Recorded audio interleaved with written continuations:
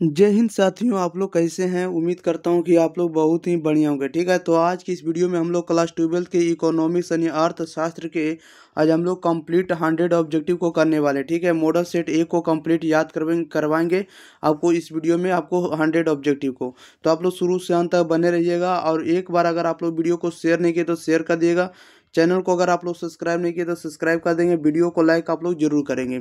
चलिए तो स्टार्ट करते हैं, ज़्यादा विलम्ब ना करिए क्योंकि आप लोगों का एग्जाम बहुत ही नज़दीक है। ओके, देखिए आप क्वेश्चन नंबर हम लोग 1 लेने से पहले आपको देखिए निर्देश जो दिया उसको पढ़कर हम आपको सुना देते हैं ताकि आपको दिमाग में सेट हो जाए। देखिए खंड आ में आपको वस्तुनिष्ठ प्रश्न दिया रहेगा। सेक्शन ए में ऑब्जेक्टिव टाइप क्वेश्चन रहेगा और प्रश्न संख्या 1 से 100 तक के प्रश्न के साथ 4 विकल्प दिए रहेंगे जिनमें से एक सही है। किन्हीं 50 प्रश्नों के उत्तर अपने द्वारा चुने गए सही विकल्प को ओ मार्कशीट पर चिन्हित करें। चलिए पहला नंबर हम लोग क्वेश्चन लेते हैं। आप लोग समझ गए कि 50 क्वेश्चन हमें बनाना 100 क्वेश्चन में से 4 से 5 सेकंड के अंदर आप लोग आंसर भी बताते चलिएगा।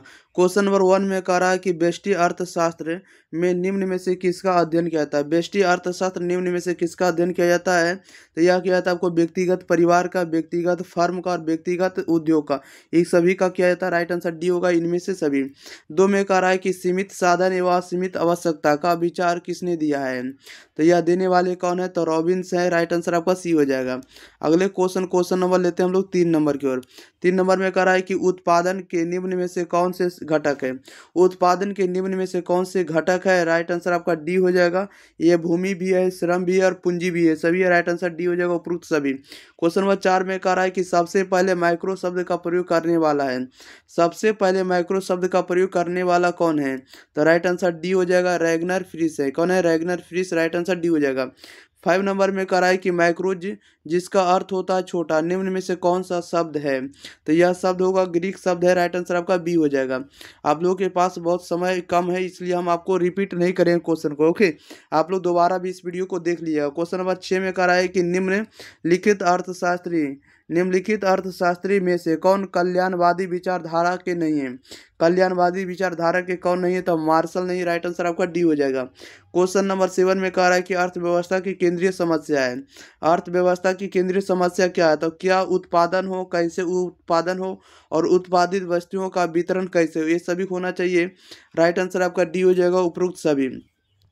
अगले क्वेश्चन लेते हैं। क्वेश्चन नंबर देखिएगा आप लोग कितना नंबर, 8 नंबर की ओर। चलिए 8 नंबर में देखिए क्या कह रहा है क्वेश्चन नंबर। चलिए थोड़ा इसको कम करते हैं, आपको 5 मॉडल सेट हम करवाने वाले हैं तो आप लोग शुरू से अंत तक बन रहिएगा। क्वेश्चन नंबर 8 नंबर में कह रहा है कि किस अर्थव्यवस्था में निजी एवं सार्वजनिक क्षेत्र का सह अस्तित्व होता है, बताइएगा किस अर्थव्यवस्था में निजी एवं सार्वजनिक क्षेत्र का सह अस्तित्व होता है, यह होता है मिश्रित में। राइट आंसर सी हो जाएगा। 9 में कह रहा है किस अर्थव्यवस्था में कीमत तंत्र के आधार पर निर्णय लिए जाते हैं, तो ये निर्णय लिए जाते हैं पूंजीवादी अर्थव्यवस्था में। राइट आंसर बी हो जाएगा। क्वेश्चन नंबर 10 नंबर में कह रहा है कि उत्पादन संभावना वक्र का ढाल गिरता है। ये कब गिरता है, ये गिरता है बाएं से दाएं। राइट आंसर आपका ये हो जाएगा। 11 में कह रहा है कि उपभोक्ता व्यवहार का अध्ययन क्या था। उपभोक्ता व्यवहार का अध्ययन किया जाता है तो सूक्ष्म अर्थशास्त्र में। राइट आंसर ये हो जाएगा। क्वेश्चन नंबर 12 नंबर में देखिए क्या कह रहा है। 12 नंबर में कह रहा है कि गोसेन का प्रथम नियम निम्न में से कौन है। गोसेन का प्रथम नियम निम्न में से कौन है, राइट आंसर बी हो जाएगा, सीमांत उपयोगिता ह्रास नियम। राइट आंसर बी हो जाएगा। 13 में कह रहा है कि बजट रेखा दर्शाती है, तो बजट रेखा दर्शाती है लागत अनुपात को। राइट आंसर सी हो जाएगा। क्वेश्चन नंबर देखिएगा 14 नंबर में। 14 नंबर में कह रहा है उदासीनता वक्र की ढाल निम्नलिखित में से किससे मापी जाती है, बताइएगा। उदासीनता वक्र की ढाल जो है निम्न में से किससे मापी जाती है, तो यह मापी जाती है बढ़ती सीमांत प्रतिस्थापन दर द्वारा। राइट आंसर ये हो जाएगा। 15 में कह रहा है वस्तु की हर अगली इकाई के प्रयोग से सीमांत उपयोगिता क्या होगी, तो सीमांत उपयोगिता का मान क्या होगा, घटेगा। राइट आंसर ये हो जाएगा, घटती है। क्वेश्चन नंबर 16 नंबर में कह रहा है कि सीमांत उपयोगिता हम कैसे निकालते हैं। सीमांत उपयोगिता हम कैसे निकालते हैं, तो ये निकालते हैं हम लोग डेल्टा टी यू बटा डेल्टा क्यू। राइट आंसर ये हो जाएगा। नेक्स्ट क्वेश्चन नंबर 17 नंबर की ओर। 17 नंबर में कह रहा है कि उपयोगिता की माप की जा सकती है। उपयोगिता की माप की जा सकती है तब मुद्रा के द्वारा। राइट आंसर ये हो जाएगा। 18 नंबर में कह रहा है उपयोगिता का क्रम वाचक सिद्धांत किसने दिया। उपयोगिता का क्रम वाचक सिद्धांत किसने दिया, राइट आंसर सी हो जाएगा, हिक्स और एलन ने दिया। अगले क्वेश्चन नंबर देखिएगा 19 नंबर में। उसी 19 नंबर में कह रहा है कि उपयोगिता, कह रहा है कि अर्थशास्त्र में उपयोगिता का आशय है। अर्थशास्त्र में उपयोगिता का आशय जो होगा किससे होगा, तो किसी वस्तु में आवश्यकता पूरी करने की शक्ति हो, उसे हम लोग क्या कहते हैं, अर्थव्यवस्था में उपयोगिता। राइट आंसर ये हो जाएगा, किसी वस्तु में आवश्यकता पूरी करने की शक्ति। क्वेश्चन नंबर 20 में कह रहा है कुल उपयोगिता जब स्थिर होती है तब सीमांत उपयोगिता का मान क्या होगा, तो सीमांत उपयोगिता का मान 0 होगा। राइट आंसर ये हो जाएगा। क्वेश्चन नंबर 21 नंबर में देखिएगा क्या कर रहा है। 21 नंबर में जैसा कि आप लोग देख रहे हैं प्यारे साथियों, चलिए क्वेश्चन नंबर आप लोगों के बीच है 21 नंबर। कह रहा है कि मांग वक्र सामान्यता ढाल होता है। मान वक्र सामान्यता क्या होता है, ढाल होता है। ये ढाल कैसा होगा बताइएगा। 21 का सही जवाब हम आप लोगों से जानना चाहेंगे। तो 21 का राइट आंसर आपका ए हो जाएगा। क्या हो जाएगा, ए हो जाएगा, बाएं से दाएं ऊपर की ओर होगा। ओके। क्वेश्चन नंबर 22 में कह रहा है कि मांग में कमी के कारण निम्नलिखित में से कौन से कारण हैं। तो ये कारण क्या होगा, तो ये होगा आपको आय में कमी होगा कि और विक्रेताओं की संख्या में कमी होगा, उपभोक्ता की सूची में कमी होगा, ये सभी होगा। राइट आंसर आपका डी हो जाएगा, उपरोक्त सभी। क्वेश्चन नंबर 23 नंबर में देखिए क्या करा है। 23 नंबर में कह रहा है कि ऐसी वस्तु जिनका एक दूसरे के बदले प्रयोग किया जाता है क्या कहलाता है, तो उसे हम लोग कहते हैं अस्थानापन्न वस्तु। राइट आंसर भी हो जाएगा। 24 में कह रहा है कि कॉफी के मूल्य में वृद्धि होने से चाय की मांग क्या होगी, तो चाय की मांग में क्या होगी, तो चाय की मांग बढ़ेगी। राइट आंसर ये हो जाएगा। क्वेश्चन नंबर देखिएगा आप लोग अगले नंबर, क्वेश्चन नंबर 25 नंबर में कह रहा है कि निम्न में स्थानापन्न वस्तुओं का उदाहरण है। निम्न में से स्थानापन्न वस्तुओं का उदाहरण है, ये क्या है, तो चाय एवं कॉफी है। राइट आंसर आपका डी हो जाएगा। 26 में कह रहा है कि विलासिता की वस्तुओं की मांग है। विलासिता वस्तुओं की मांग क्या होती है, तो लोचदार होती है। राइट आंसर बी हो जाएगा। क्वेश्चन नंबर 27 नंबर में कह रहा है कि इकाई से कम मांग की लोच को निम्नलिखित में से कौन व्यक्त करता है। इकाई से कम मांग की लोच को निम्नलिखित में से कौन व्यक्त करता है, तो राइट आंसर ये हो जाएगा, आवश्यक वस्तु करता है। 28 में करा मांग की लोच मापने के लिए प्रतिशत या आनुपातिक रीति का प्रतिपादन किसने किया है, तो 28 का सही जवाब बी हो जाएगा, फ्लक्स ने किया है। क्वेश्चन नंबर देखिएगा आप लोग 29 नंबर की ओर। 29 नंबर का में कह रहा है कि मांग की लोच कितने प्रकार की होती है। मांग की लोच कितने प्रकार की, 5 प्रकार की। राइट आंसर बी हो जाएगा। क्वेश्चन नंबर 3 में कह रहा है कि स्थानापन्न वस्तुओं की मांग की लोच होती है। स्थानापन्न वस्तुओं की मांग की लोच क्या होती है, तो ये होती है धनात्मक। राइट आंसर बी हो जाएगा। नेक्स्ट क्वेश्चन नंबर देखिएगा 31 नंबर में। 31 नंबर में कह रहा है कि यदि उपभोक्ता की आय में वृद्धि से वस्तु यक्स की मांग कम हो जाती है तो वस्तु यक्स क्या होगी, तो वस्तु यक्स का जो होगा आपको क्या होगा, तो गिफिन वस्तु का लगेगा। राइट आंसर आपका डी हो जाएगा। 32 में कह रहा है कि मांग की कीमत लोच से प्राय क्या है। मांग की कीमत लोच से अभिप्राय क्या होगी, तो ये आपको कीमत में परिवर्तन के कारण मांग में परिवर्तन होगा। राइट आंसर आपका ये हो जाएगा। क्वेश्चन नंबर 33 नंबर में। 33 नंबर में कह रहा है कि उत्पादन फलन में उत्पादन किसका फलन है। राइट आंसर 33 का क्या हो जाएगा, बी हो जाएगा, उत्पत्ति के साधनों का है। 34 नंबर में कह रहा है दीर्घकालीन उत्पादन फलन का संबंध निम्न में से किससे है। दीर्घकालीन उत्पादन फलन का संबंध निम्न में से किससे है, तो यह है पैमाने के प्रतिफल नियम से। राइट आंसर सी हो जाएगा। क्वेश्चन नंबर 35 नंबर में। 35 नंबर में कह रहा है कि परिवर्तनशील अनुपात का नियम संबंधित है। परिवर्तनशील अनुपात का नियम संबंधित होगा, तो ये किससे होगा संबंधित। राइट आंसर बताइएगा, तो ये होगा अल्पकाल से। राइट आंसर सी हो जाएगा। 36 में कह रहा है जब औसत उत्पाद अधिकतम होता है तो तब सीमांत उत्पाद का मान क्या होगा, तो सीमांत उत्पाद का मान औसत उत्पाद के समान होता है। राइट आंसर आपका ए हो जाएगा। नेक्स्ट क्वेश्चन लेते हैं। क्वेश्चन नंबर देखिएगा 37 नंबर की ओर। चलिए 37 नंबर में देखिए क्या करा है।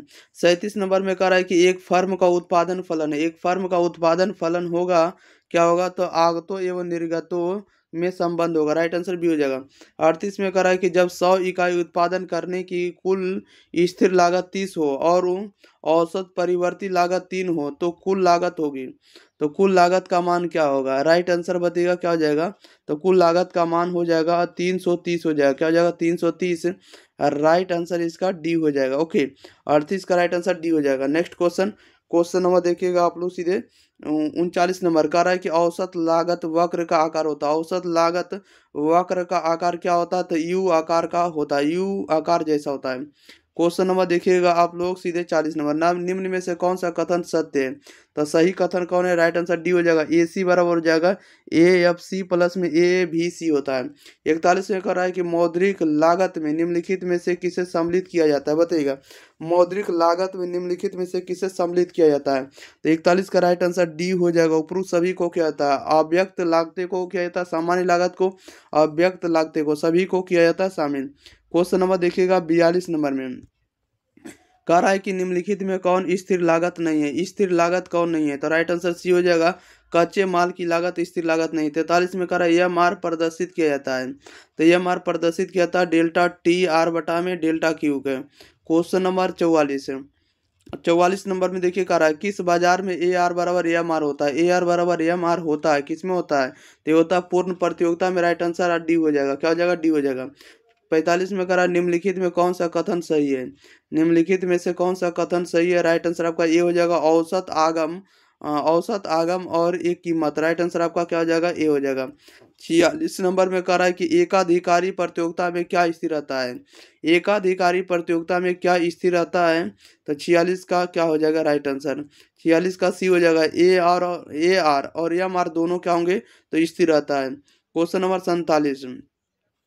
47 नंबर में कह रहा है कि फर्म के संतुलन में क्या होगा? तो एम आर बराबर एम सी होगा। 48 में कह रहा है उत्पादक संतुलन की निम्नलिखित में कौन सी रीतियां हैं? बताइएगा, उत्पादक संतुलन की निम्नलिखित में कौन सी रीतियां हैं? क्वेश्चन नंबर 48 का ए हो जाएगा, कल आगम तथा कुल, क्या हो जाएगा? देखिए इसको कर दे कुल आगम तथा कुल लागत रीति। राइट आंसर आपका ए हो जाएगा। अगला क्वेश्चन नंबर 49 में कह रहा है कि एक फर्म हानि की स्थिति में उत्पादन तब करती है जब क्या होगी? जब उसको मूल्य औसत लागत से अधिक हो। राइट आंसर ये हो जाएगा। 50 में कह रहा है कि वस्तु की पूर्ति के निर्धारक घटक है। वस्तु की पूर्ति के निर्धारक घटक कौन होगा? तो निर्धारक घटक सभी हो जाएगा। वस्तु की कीमत होगा और संबंधित वस्तु की कीमत होगा, उत्पादन साधनों की कीमत, ये सभी हो जाएगा। राइट आंसर डी हो जाएगा, उपरोक्त सभी। क्वेश्चन नंबर 51 नंबर में कह रहा है कि किसी वस्तु की पूर्ति मात्रा और उसकी कीमत के बीच किस प्रकार का संबंध पाया जाता है? बताइएगा, किसी वस्तु की पूर्ति की मात्रा और उसकी कीमत के बीच किस प्रकार का संबंध पाया जाता है? तो यह पाया जाता है आपको विलोम और प्रत्यक्ष दोनों। राइट आंसर सी हो जाएगा, ए और बी दोनों। 52 में कह रहा है यदि किसी वस्तु की कीमत में 60% की वृद्धि हो परंतु पूर्ति में केवल 5% की वृद्धि हो तो ऐसी वस्तु की पूर्ति क्या होगी? तो ऐसी वस्तु की पूर्ति क्या होगी? तो पूर्णतः बेलोचदार होगी। राइट आंसर डी हो जाएगा। क्वेश्चन नंबर 53 में कह रहा है कि बाजार की निम्नलिखित में कौन सी विशेषता, बाजार की निम्नलिखित में से कौन सी विशेषता है? तो ये राइट आंसर इसका डी हो जाएगा, उपरोक्त सभी। यानी एक क्षेत्र होना चाहिए, क्रेताओं या विक्रेताओं की उपस्थिति होना चाहिए और वस्तु का एक मूल्य होना चाहिए, ये सभी होना चाहिए। राइट आंसर डी हो जाएगा। अगला क्वेश्चन नंबर 54 नंबर की देखिएगा। 54 नंबर में क्या कह रहा है? 54 नंबर में कह रहा है बाजार स्थित जिसमें एक क्रेता होता है क्या कहलाता है? बाजार स्थित जिसमें एक क्रेता होता है क्या कहलाता है? तो उससे हम लोग कहते हैं एकाधिकार। राइट आंसर ये हो जाएगा। 55 में कह रहा है एकाधिकारी प्रतियोगिता का निम्नलिखित में कौन सी विशेषता है? राइट आंसर इसका डी हो जाएगा, सभी आपको है। ओके, अन्य विभेदीकृत उत्पाद होना चाहिए, विक्रय लागत होना चाहिए, बाजार का अपूर्ण ज्ञान होना चाहिए, एकाधिकारी प्रतियोगिता में सभी होना चाहिए। राइट आंसर डी हो जाएगा। अगले क्वेश्चन नंबर 56 नंबर की, और वीडियो को शेयर कर दिएगा, चैनल को सब्सक्राइब जरूर कर दीजिएगा, वीडियो को भी लाइक कर देना है। क्वेश्चन नंबर देखिए 56 नंबर में कह रहा है किस बाजार में फर्म की मांग वक्र पूर्ण लोचदार होता है? बताइएगा, बाजार में कह रहा है किस बाजार में फर्म की मांग वक्र पूर्ण लोचदार होता है? ये पूर्ण लोचदार होता है पूर्ण प्रतियोगिता में। राइट आंसर ये हो जाएगा। 57 में कह रहा है पूर्ण प्रतियोगिता में क्या स्थिर रहता है? पूर्ण प्रतियोगिता में क्या स्थिर रहता है? तो ए आर और एम आर स्थिर रहता है। राइट आंसर सी हो जाएगा, ए और बी दोनों। क्वेश्चन नंबर 58 नंबर में कह रहा है किस प्रकार के बाजार संरचना में किसी वस्तु का एक और केवल एक उत्पादक होता है? बताइएगा, किस प्रकार के बाजार संरचना में किसी वस्तु का एक और केवल एक उत्पादक होता है? ये किस में होता है? तो राइट आंसर आपका ए हो जाएगा, पूर्ण प्रतियोगिता में। 59 में कह रहा है कि पूर्ण प्रतियोगिता बाजार में सभी फर्म किस प्रकार की वस्तुओं का उत्पादन करती है? तो ये किस में करती है? तो समरूप। राइट आंसर आपका बी हो जाएगा। अगला क्वेश्चन नंबर 60 नंबर में कह रहा है कि संतुलन कीमत के निर्धारक घटक कौन से हैं? संतुलन कीमत के निर्धारक घटक कौन से हैं? तो राइट आंसर इसका ए हो जाएगा, वस्तु की मांग होगा। 61 नंबर में कह रहा है किसी वस्तु की कीमत मांग और पूर्ति की शक्तियों द्वारा निर्धारित होती है, ये किसने कहा था? राइट आंसर इसका क्या हो जाएगा? सी हो जाएगा, मार्शल ने कहा था। ओके, क्वेश्चन नंबर देखिएगा 62 नंबर में। 62 नंबर में करा कीमत उस बिंदु पर निर्धारित होती है जहां क्या होती है? कीमत उस बिंदु पर निर्धारित होती है जहां क्या होगी? राइट आंसर बताइएगा। तो 62 का जहां इसमें से कोई भी नहीं दिया, राइट आंसर आपका डी हो जाएगा। क्या हो जाएगा? डी हो जाएगा। क्वेश्चन नंबर 62 नंबर हो गया कंप्लीट। 63 नंबर लेते हैं। 63 नंबर में कह रहा है कि मांग में परिवर्तन के निम्नलिखित में कौन से कारण है? बताइएगा। मांग में परिवर्तन के निम्नलिखित में कौन से कारण हैं? तो राइट आंसर इसका डी हो जाएगा, सभी होगा। यानी उपभोक्ता की आय में परिवर्तन होना चाहिए, संबंधित वस्तुओं की मांग में परिवर्तन होना चाहिए और जनसंख्या वृद्धि होना चाहिए। सभी मांग में परिवर्तन का क्या है? कारण है। राइट आंसर डी हो जाएगा, प्रूफ सभी। 64 में कह रहा है कि बाजार मूल्य पाया जाता है। बाजार मूल्य पाया जाता है तो अल्पकालीन बाजार में राइट आंसर ए हो जाएगा। क्वेश्चन नंबर 65 नंबर में कह रहा है कि अति अति अल्पकाल में पूर्ति होगी। अति अल्पकाल में पूर्ति होगी तब पूर्णता लोचदार, राइट आंसर ये हो जाएगा। 66 में कह रहा है मांग अधिक की स्थिति होती है जब क्या होगी? बताइएगा। मांग अधिक की स्थिति होती है जब क्या होगी? जब आपको जब पूर्ति की तुलना में मांग अधिक हो। जब पूर्ति की तुलना में मांग अधिक हो, राइट आंसर सी हो जाएगा। क्वेश्चन नंबर 67 नंबर में कह रहा है कि साधन कीमत निर्धारण के निम्नलिखित में से कौन से घटक है? साधन कीमत निर्धारण के निम्नलिखित में से कौन से घटक हैं? राइट आंसर बताइएगा। तो राइट आंसर आपका डी हो जाएगा। लगान भी है, मजदूरी है, ब्याज है, सभी राइट आंसर डी हो जाएगा। 68 नंबर में कह रहा है कि समष्टि अर्थशास्त्र की निम्नलिखित में से कौन सी सीमाएं? बताइएगा। समष्टि अर्थशास्त्र के निम्नलिखित में कौन सी समस्याएं हैं या कौन सी सीमाएं, कौन सी लिमिटेशन है? तो 68 नंबर का सी हो जाएगा। यानी आपको सामूहिक अर्थशास्त्रीय विरोधाभास और वैयक्तिक इकाइयों का अवहेलना है, ये दोनों है। राइट आंसर सी हो जाएगा। ए और बी दोनों सीमाएं हैं। ओके, क्वेश्चन नंबर 69 में कह रहा है कि रोजगार सिद्धांत का संबंध है। रोजगार सिद्धांत का जो समय होता है, सॉरी रोजगार सिद्धांत का संबंध किसे होता है? तो समष्टि अर्थशास्त्र से। 70 नंबर में कह रहा है कि समष्टि अर्थशास्त्र अध्ययन करता है। समष्टि अर्थशास्त्र जो अध्ययन करता है पूर्ण रोजगार का और समग्र कीमत स्तर का और सकल राष्ट्रीय उत्पाद का, सभी का करता है। राइट आंसर डी हो जाएगा, उपरोक्त सभी का। ओके, क्वेश्चन नंबर इसका क्या हो जाएगा? डी हो जाएगा 70 का। अगले क्वेश्चन लेते हैं। क्वेश्चन नंबर देखिएगा 71 नंबर में। 71 नंबर में देखिएगा क्या कह रहा है। 71 नंबर में जैसा कि आप लोग देख रहे हैं, चलिए 71 नंबर में आप लोग बताइएगा क्या हो जाएगा। 71 नंबर में कह रहा है कि स्टॉक के अंतर्गत निम्नलिखित में से कौन शामिल है? स्टॉक के अंतर्गत निम्नलिखित में कौन शामिल है? तो राइट आंसर इसका डी हो जाएगा। मुद्रा का मात्रा शामिल है, धान शामिल है और आपको गोदाम में रखी गेहूं की मात्रा शामिल है, सभी है। राइट आंसर डी हो जाएगा, ये सभी। क्वेश्चन नंबर 72 में कह रहा है निम्नलिखित में कौन सा समष्टि अर्थशास्त्र की विषय वस्तु नहीं है? समष्टि अर्थशास्त्र की विषय वस्तु नहीं है, कौन नहीं है? तो 72 का राइट आंसर ये हो जाएगा, राष्ट्रीय आय। ओके, अगला क्वेश्चन नंबर 73 नंबर। चलिए 73 नंबर में आप लोग बताइएगा क्या हो जाएगा इसका सही जवाब। चलिए 73 नंबर में कह रहा है कि चक्रीय प्रभाव के अंतर्गत निम्नलिखित में कौन शामिल है? चक्रीय प्रभाव के अंतर्गत निम्नलिखित में कौन शामिल है? तो वास्तविक प्रवाह शामिल है, मौद्रिक प्रवाह, दोनों शामिल है। राइट आंसर इसका सी हो जाएगा, ए और बी दोनों। 74 में कह रहा है कि प्रवाह के अंतर्गत निम्नलिखित में कौन शामिल है? प्रवाह के अंतर्गत निम्नलिखित में कौन शामिल है?